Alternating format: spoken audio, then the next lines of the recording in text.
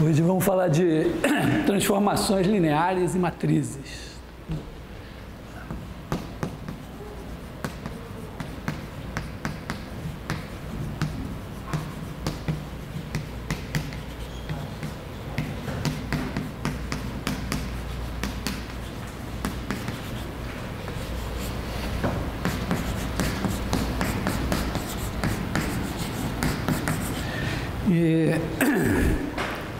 Vou começar como o nosso curso é um curso de geometria analítica, eu vou começar com a ideia geométrica que a gente já viu no plano, né? Uma transformação linear, talvez a melhor imagem seja a seguinte: você tem aqui o plano com a origem, pega o sistema de coordenadas canônico, dado aqui por E1 e E2,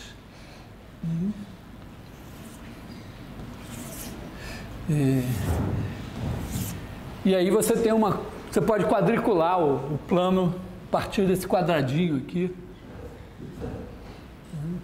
E1 e E2. Aí faz o seguinte, faz uma transformação que pega o plano, leva a origem na origem, mas leva o E1 num certo ε1 e o E2 num certo ε2. E aí usa esses caras aqui como base e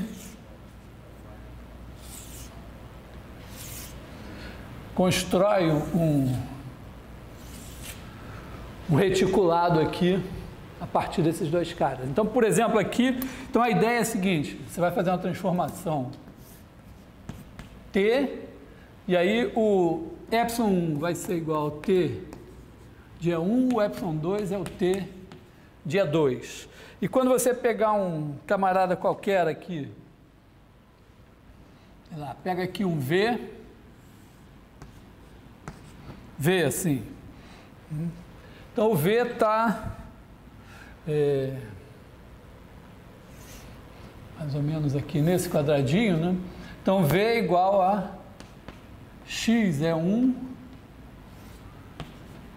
mais y é 2. Então esse é x é 1 mais y é 2. Então o T de V vai ser x T de E1 mais y T de E2, quer dizer, x ε1 mais y ε2. Então você marca aqui o mesmo x nesse reticulado aqui, que eu costumo chamar de descanso da casa da vovó.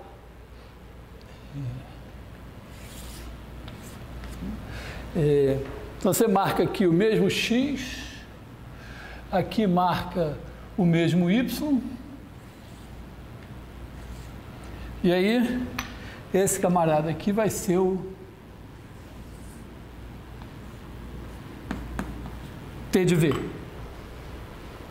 Essa é a ideia básica. Quer dizer, do ponto de vista algébrico, significa isso. Quer dizer, você leva o E1 no ε1, o E2 no ε2, e aí você leva qualquer x é1 mais y é 2 em x ε1 mais y ε2. Isso vai ter como consequência que essa T vai ter duas propriedades. T de V1 mais V2 vai ser igual a T de V1 mais T de V2. Porque, olha só, se você pegar V1 igual a x1 é 1 mais y1 é 2, V2 igual a x2 é 1 mais y2 é 2, somar V1 mais V2 vai ser x1 mais x2 é 1 mais y1 mais y2 é 2, e o T de V1 mais V2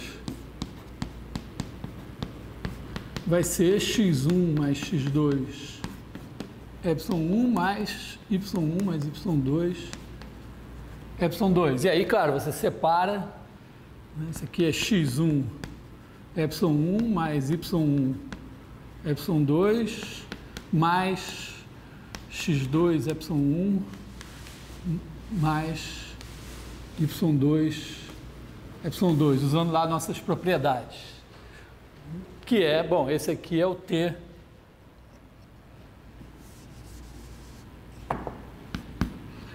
de V1 mais T de V2. E a segunda propriedade relevante é que T, se você multiplicar o vetor V por um Tzinho, um escalarzinho, né?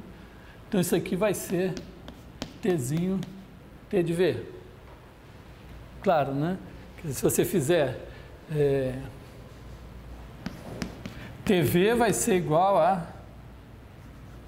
T vezes X é 1 mais Y é 2, que vai ser TX é 1 mais TY é 2. Esse cara vai ser elevado, então, em TX, epsilon1 mais TY, epsilon2, que é igual a T vezes X epsilon1 mais Y, epsilon2, que é igual a T TV. Essas propriedades, elas implicam no seguinte, ó, se eu pegar aqui no meu plano, então, deixa eu separar as propriedades aqui.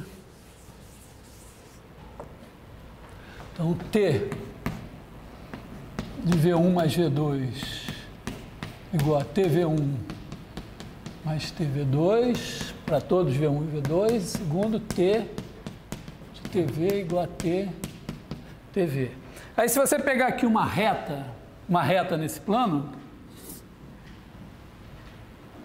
essa reta ela pode ser representada assim, escolhe um ponto qualquer aqui, P0, e um vetor W, vou chamar de V esse vetor aqui, né?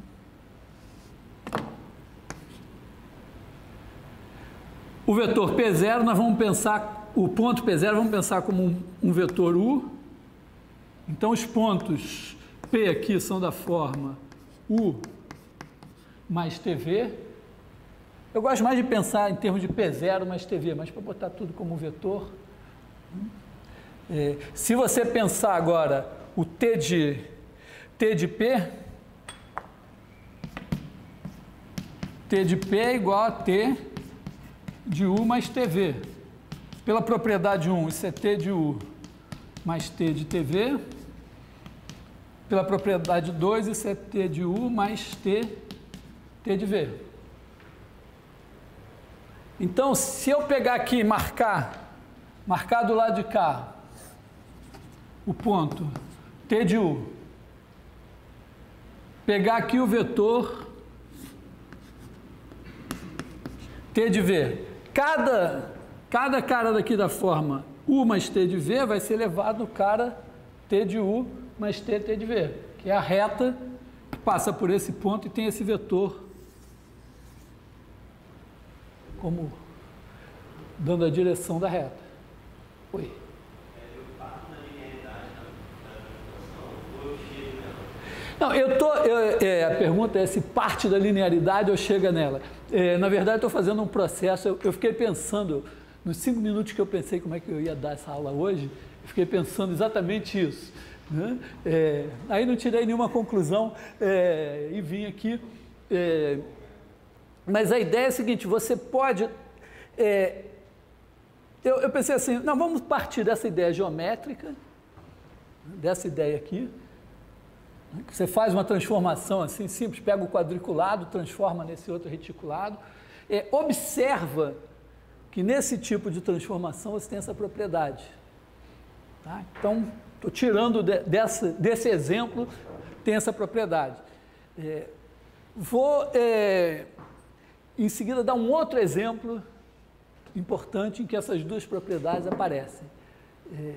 Eu acho que o processo é muito assim, na construção do conhecimento particular do conhecimento matemático. Você começa a aparecer exemplos, situações em que algumas propriedades se destacam, até que um dia a gente olha e diz, não, mas peraí, aqui acontece isso, aqui acontece isso, aqui acontece isso, mas, na verdade, em todos os casos, são essas propriedades aqui que são relevantes. Aí você diz, não, vamos fazer um quadro abstrato, vamos dizer, ó, espaço vetorial é esse bicho abstrato que engloba vetores flechinha, pares ordenados, ternos ordenados, Rn, espaço de funções, e todos têm aquelas operações de adição e multiplicação por escalar, e tem lá uma série de propriedades. Agora eu estou vendo um tipo de transformação, que aqui eu estou vendo de vetores flechinha para vetores flechinha, mas isso aqui é como eu falei no começo, como esse é um curso de geometria analítica, eu começo com uma ideia geométrica. Mas vou dar um exemplo algébrico. Então, vamos apagar isso aqui. Vamos pensar num exemplo bem algébrico. Sistemas de equações lineares. Então, exemplo algébrico. Começamos assim, sistema linear, A11, x1, mais A1n, xn, igual a y1, AM1, x1, mais AMN, xn, igual a ym. Olhamos para esse sistema. Isso aqui pode ser também pensado assim, né? Aqui você tem, ó, nessa coluna, você tem esse vetor A11, AM1, que está multiplicado por x1, aí vai somando com coisas. Aqui nessa coluna tem o xn multiplicando A1n, AMN, e a soma desses caras é o vetor y1, ym. Isso a gente define, né, como sendo o produto da matriz A11, AM1, A1n, AMN, x1, xn. Então, isso aqui pode ser, quer dizer, isso daqui, por definição, é isso daqui é isso mesmo. Então, você pode ver o y1, yn, como construído assim, com a soma desses caras, ou simplesmente como produto da matriz. Então, aqui, sei lá, 2 em 2 aulas, eu defino de novo o produto de matriz por vetor, até a gente dizer, não, tá, agora faz parte do nosso arcabouço teórico. Eu também posso olhar para isso da seguinte maneira, ó. Aqui, eu tenho uma maquininha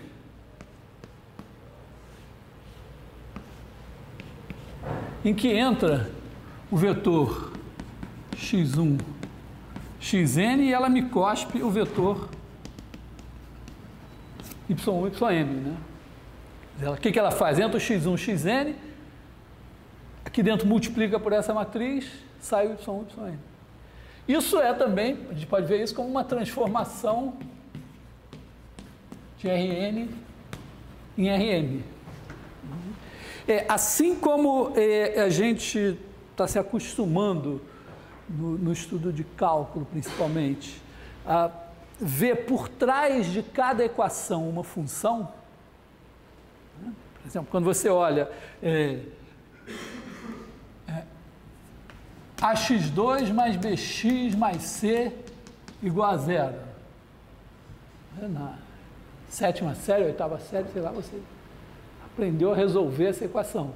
Depois você tem uma visão mais ampla e olha para a função y igual a ax2 mais bx mais c, que é uma f de x, aqui essa função é de R em R.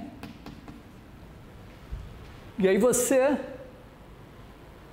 passa a olhar para a função toda.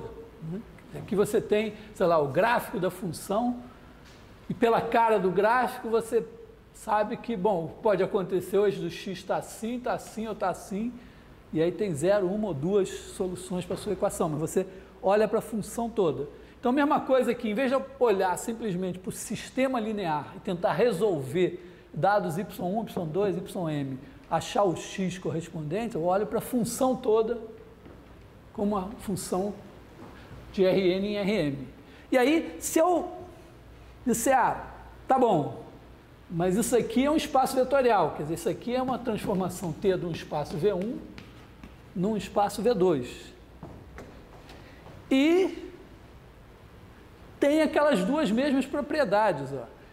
Se eu colocar aqui, em vez do vetor x1, xn, botar um vetor que seja a soma, vamos...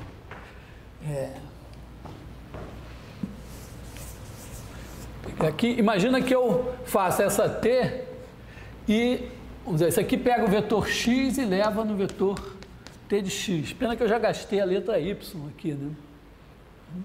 Então, eu vou gastar letras u e v. Imagina que você tem o vetor u e o vetor v. Quer dizer, isso aqui é T de u1, o n mais v1, vn. Isso aqui vai ser T de u1 mais v1, o n mais vn. Aí eu vou jogar esse cara aqui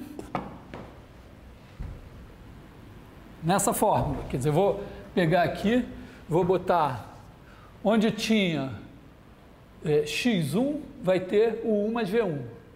Então eu vou botar aqui o 1 mais v1. Onde tem xn, eu vou botar o n mais vn. Isso aqui, bom, vai ser o A, o 1 mais V1, o N mais Vn.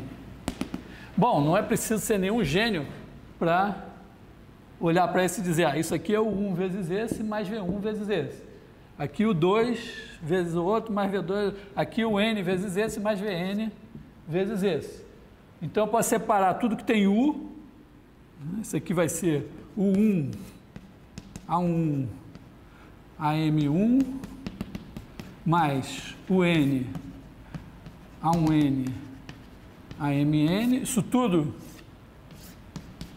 E depois V1, A1, AM1, mais VN, A1N,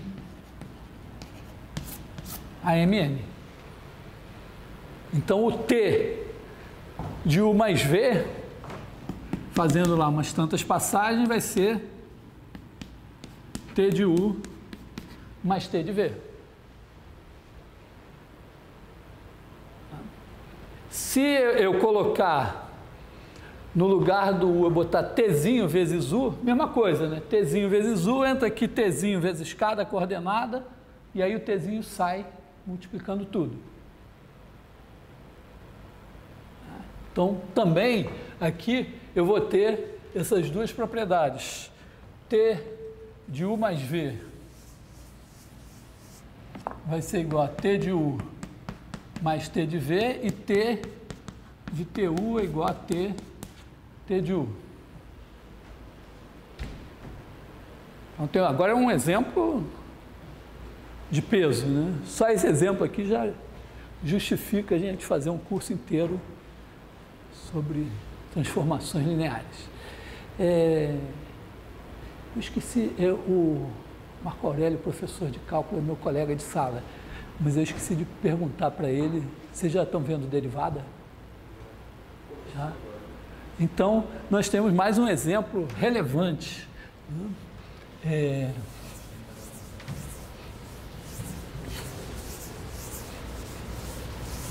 Mais um exemplo relevante. Imagina o seguinte, pega um intervalo I, vamos pensar um intervalo AB, assim, né? Aberto. E vamos considerar como V Para derivada vocês já fizeram contínuo, funções contínuas também, já tem funções contínuas. Então, em princípio, eu pensaria assim, V como sendo o espaço das funções de I em R. Vou deixar ainda alguma coisa, não vou fechar essa chave, mas eu estou interessado na seguinte transformação aqui, transformação D. Esse cara daqui é um espaço vetorial, porque eu somo duas funções, né? Se eu fizer a função f e a função g, eu faço a função f mais g e ela é definida, f mais g de x, como f de x mais g de x. E t vezes f em x é simplesmente t vezes f de x. Uma primeira visão meio grosseira é pensar assim, ó, uma função é um vetorzão com uma infinidade de coordenadas, uma para cada x do intervalo i. E aí você soma coordenada a coordenada, multiplica por escalar coordenada a coordenada. Então eu vou pensar esse D aqui, não é bem assim, mas do V no V. Tem um problema que nem toda função é derivável, mas vamos pensar assim, que pega a função f e leva na sua derivada. Ora, tem as duas primeiras regras de derivação, talvez, abstratas, são o quê? F mais G' é igual a F' mais G'. Né? Uma constante, não vou usar a letra T aqui, que pode ser mal interpretada. CF' é igual a CF'.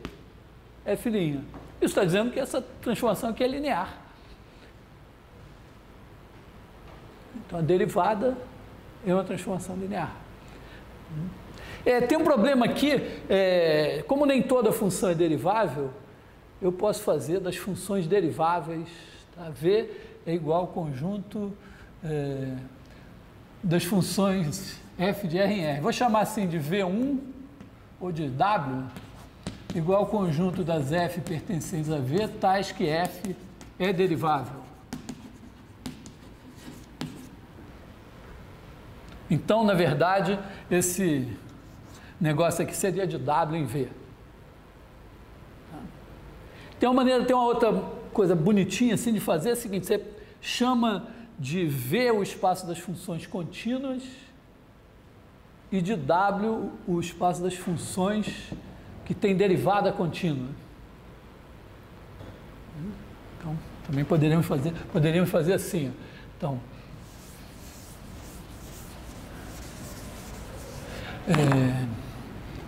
V igual das f de I em R,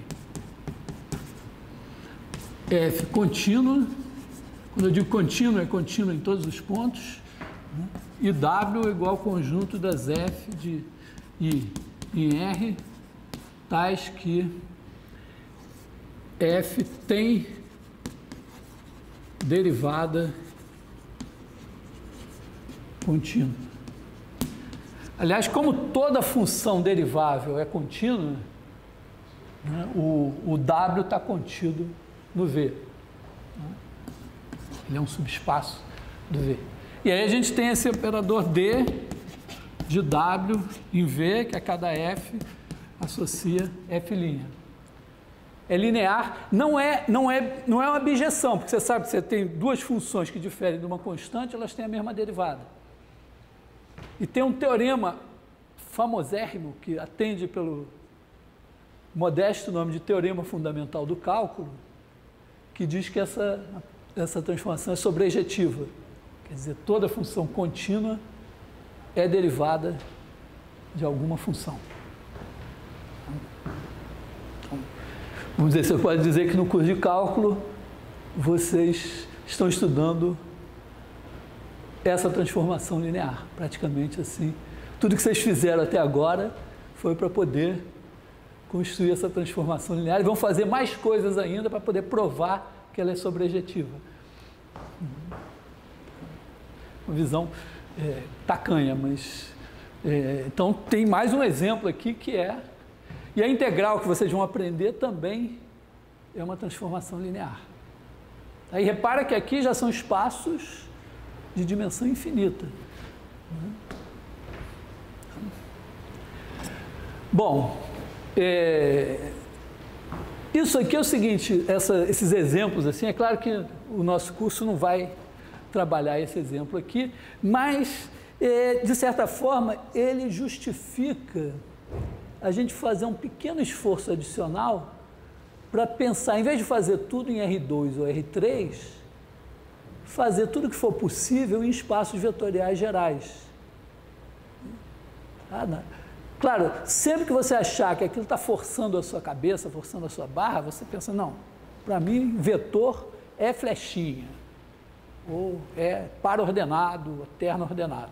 Tá? Mas pensa assim, que se você puder fazer um esforço adicional, pensa em espaço vetorial e pensa que as coisas que funcionarem sem a exigência de que os seus elementos do seu espaço vetorial sejam realmente flechinhas, só dependam das operações de espaço, elas podem ter um interesse em outras situações. Bom, pelo menos sistemas lineares é uma... Não precisa pensar nesse exemplo aqui, mas o exemplo dos sistemas lineares é um exemplo que certamente vale a pena e dá para entender, né?